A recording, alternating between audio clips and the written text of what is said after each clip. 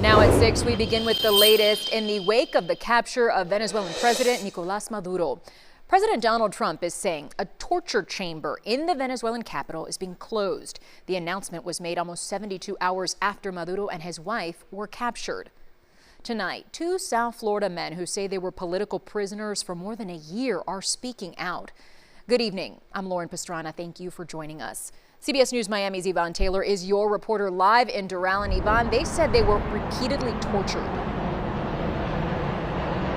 Lauren, we're talking about tortures that they say that they were not only physical, but also mentally. One of these men who now lives in South Florida, a former banker who was locked up for almost 3 years, told me that at one point in time, he thought that he had gone blind because they turned the electricity on him and he spent days without seeing any sunlight.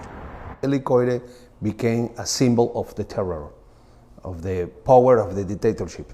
Roberto Marrero is a former Venezuelan political prisoner. He says he spent 18 months at El Helicoide. According to Amnesty International, a Venezuelan prison where fact-finding missions have documented widespread abuses, including arbitrary detention, enforced disappearances, and torture.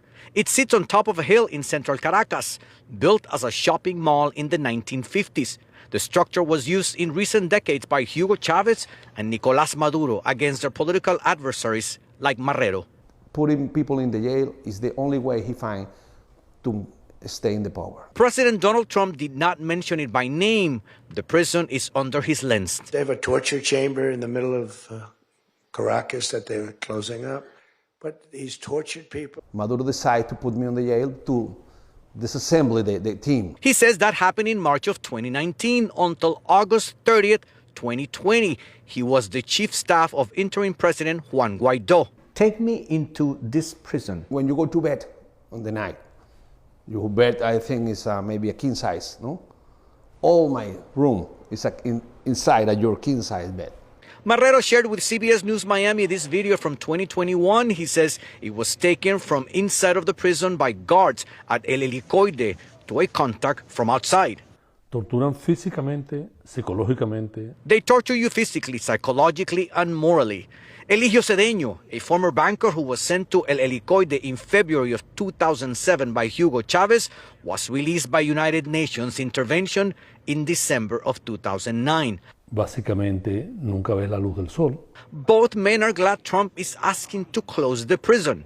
Do you think they will close it? Of course, I believe that they're going to close the Helicoide and all the political prisons and all the political prisoners are going to be released and free.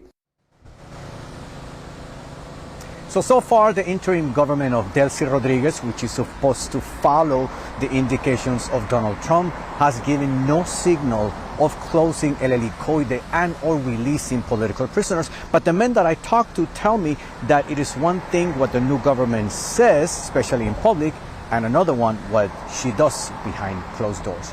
Evidently, we are following the story and anything linked to Venezuela. We're live at Doral. Yvonne Taylor, CBS News, Miami.